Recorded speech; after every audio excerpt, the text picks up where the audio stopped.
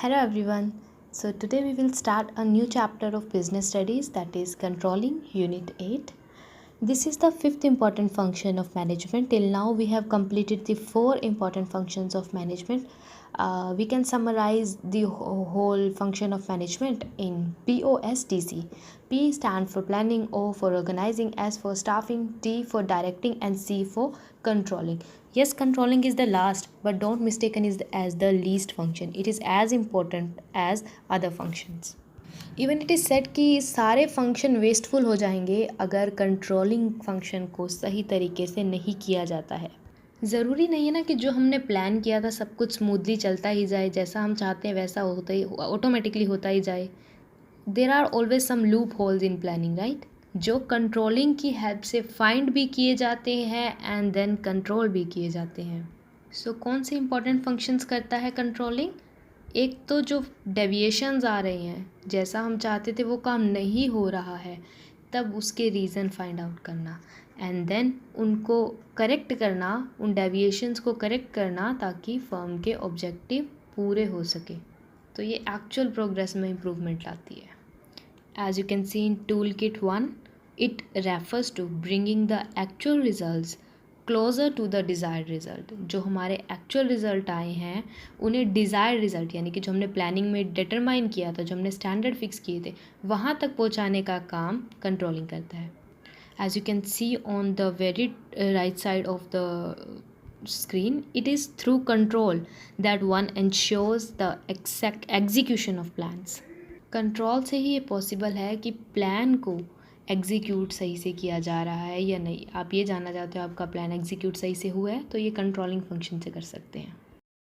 Even in the words of Philip Kotler, control is the process of taking steps to bring actual results and desire results close together.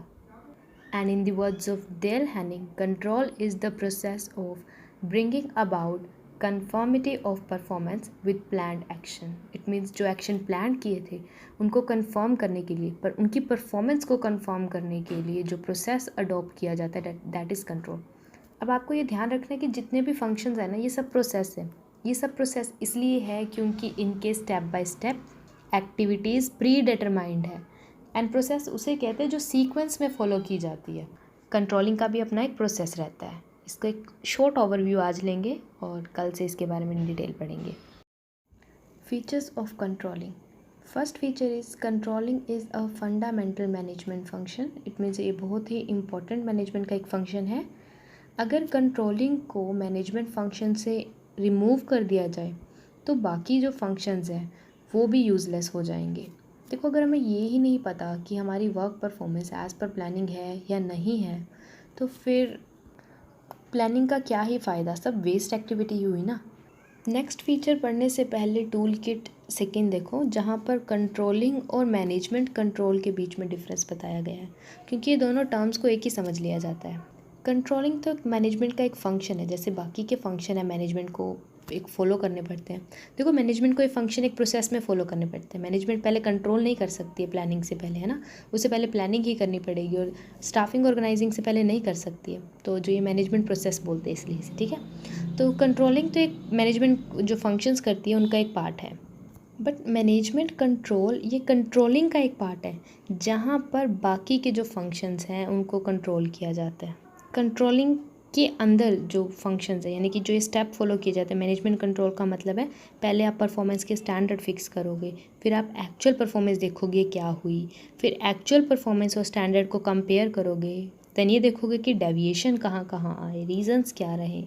ठीक है, चाहे deviation positive हो या negative हो, दोनों के ही reason देखे जाते हैं. Then you will take corrective action. तो जो ये स्टेप है ना, ये मैनेजमेंट कंट्रोल कहलाता है, जबकि कंट्रोलिंग अपने आप में मैनेजमेंट प्रोसेस का एक फंक्शन है. Second feature is pervasive function. It means controlling बहुत ही पॉपुलर फंक्शन है और ये मैनेजमेंट में हर लेवल पर अडॉप्ट किया जाता है. इवन बिजनेस या नॉन बिजनेस किसी भी टाइप की एक्टिविटी हो, ये वहाँ पर भी परफॉर्म किया जाता है. हर कोई पर्सन ये जानना चाहता है कि क्या वर्क सही तरीके से हो रहा है, जो स्टैंडर्ड फिक्स है क्या वो हो रहा है. तो इसलिए ये परवेसिव फंक्शन है. Controlling is a continuous activity. जैसे जैसे काम होता रहता है बिजनेस में, वैसे वैसे कंट्रोलिंग का फंक्शन भी साथ साथ ही चलता रहता है. ऐसा नहीं है कि वेट किया जाएगा पहले वर्क कंप्लीट हो और फिर देखेंगे, फिर चेक करेंगे क्या काम हुआ, क्या होना चाहिए था। इसे कंट्रोलिंग नहीं कहते हैं। कंट्रोलिंग कंटिन्यूसली चलती रहती है बिज़नेस में और इसकी ज़रूरत जब जैसे होती है वैसे इसको अडॉप्ट कर लिया जाता है। Controlling is both the beginning and the end of the process of management. देखो ऐसा इसलिए कहा जाता है क्योंकि कंट्रोलिंग में ये देखा जाता है कि प्लान क्या किया गया था, मतलब स्टैंडर्ड क्या फिक्स किए गए थे, और उसके बाद एंड में रिज़ल्ट क्या रहा, ये इन दोनों के बीच कंपैरिजन देखा जाता है। इसलिए कहा जाता है कि कंट्रोलिंग बिगनिंग में भी मैनेजमेंट में यूज़ होती है और एंड में भी। Controlling is related to results. Definitely controlling का काम है ये देखना क्या काम हुआ, कैसे काम हुआ, और अगर काम एज़ पर प्लानिंग नहीं हुआ तो रीज़न फाइंड करना एंड करेक्टिव एक्शंस लेना। Now let's read importance of controlling.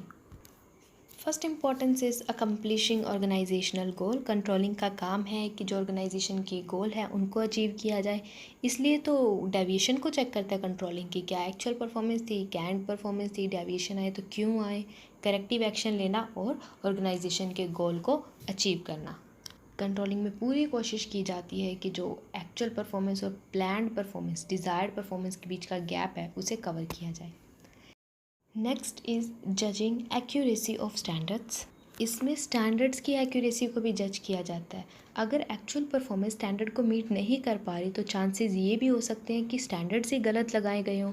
हो सकते हैं कि ज़्यादा हाई स्टैंडर्ड कर रखे हो या ज़्यादा लो स्टैंडर्ड फिक्स किए हो, तो ये स्टैंडर्ड को करेक्ट करने में भी हेल्प करता है।